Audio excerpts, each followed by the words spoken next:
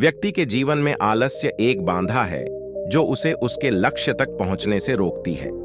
आइए गौतम बुद्ध की इस प्रेरक कहानी से जानें कि आलस्य का मूल कारण क्या है और किस तरह उसे अपने मन मस्तिष्क से हटाया जा सकता है। किसी नगर में एक व्यक्ति रहता था।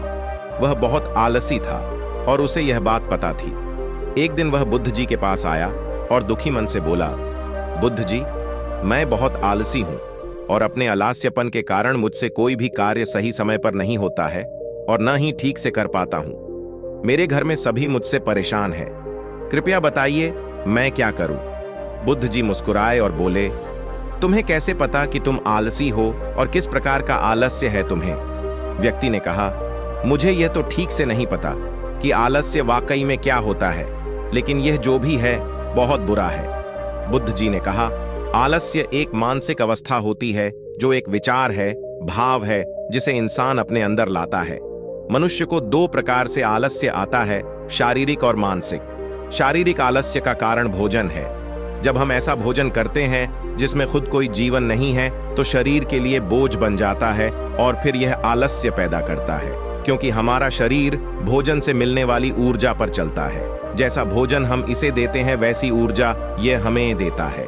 इसलिए आलस्य से बचना चाहते हो तो आराम और आसानी से पचने वाला भोजन करो जो प्राकृतिक रूप से हम मिलता है। शारीरिक स्तर पर ही दूसरा कारण है सही से ना बैठना, सही से ना सोना और सही से ना चलना। बुद्ध जी ने आश्रम के भिक्षुओं की तरफ इशारा किया और कहा, देखो, इन भिक्षुओं को ध्यान से देखो। इनके चलने, बैठने और लेटने में संतुलन है।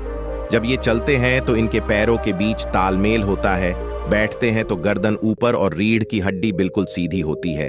जब लेटते हैं तो शरीर बिल्कुल स्थिर और तनाव रहित होता है, जिससे वे आरामदायक और गहरी नींद लेते हैं। व्यक्ति बोला, क्या पर्याप्त नींद आवश्यक है? बुद्ध बोले, हाँ ना, कम ना अधिक। यदि रात को पर्याप्त नींद नहीं लेते हो तो कल का दिन आलस्य और थकान से भरा होगा। व्यक्ति ने कहा, आपने सच कहा, यह मैंने भी महसूस किया है। बुद्ध बोले, शारीरिक स्तर पर तीसरा कारण है सुबह जल्दी ना उठना। जल्दी तभी उठ पाओगे जब रात को सही समय पर सोगे। इन आश्रम के भिक्षुओं को देखो, इनके रात का सोने का समय निश्चित है, तभी यह सब जल्दी उठते हैं। हर एक भिक्षु का अनुशासन होता है और वही इनके जीवन में संतुलन लाता है। इंसान अनुशासन को एक बंधन समझता है, लेकिन यह सच नहीं है। अनुशासन हमें बांधता नहीं बल्कि आजाद करता है। बुद्ध जी ने व्यक्ति से कहा, यदि आलस्य से बचना चाहते हो तो एक निश्चित दिनचर्या बना लो।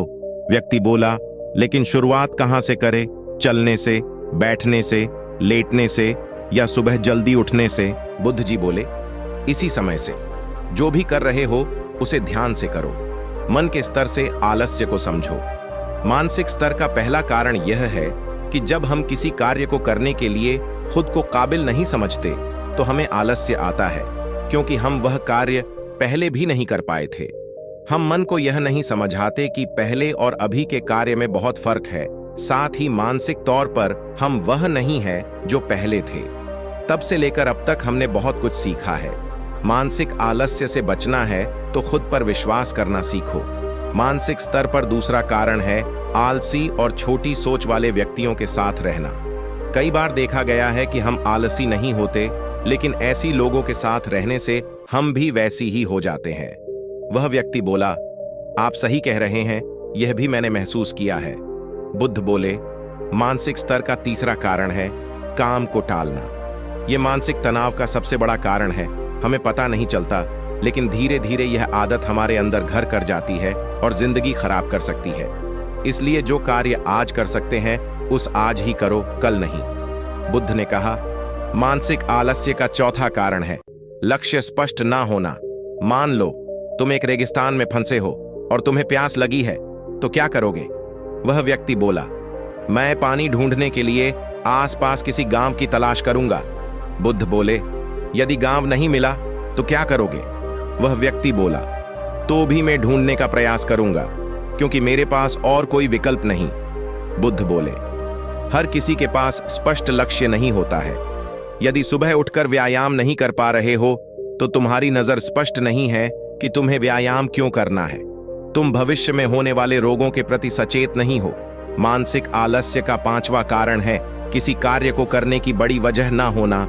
मान लो तुम किसी सुनसान जगह से कीमती गहने लेकर जा रहे हो, तुम थक गए हो और बैठना चाहते हो, यह सोचकर तुम पेड़ के नीचे बैठ जाते हो। तुम देखते हो कि सामने से कोई डाकू आ रहा है, तो क्या ऐसे में भी तुम्हारा आलस्य तुम्हें भागने से रोकेगा? तुम्हारा आलस्य सिर्फ उन्हीं कार्यों को करने से रोकता जिन्हें करने की बड़ी वजह नहीं होती है। बुद्ध ने कहा, मेरी बात ध्यान से सुनो। जहां स्पष्टता है और कार्य करने की बड़ी वजह, वह आलस्य हो ही नहीं सकता। वह व्यक्ति गौतम बुद्ध से बोला, मुझे आलस्य का सारा खेल समझ आ गया। उम्मीद है कि आपको भी इस कहानी से बड़ी शिक्षा मिली होगी।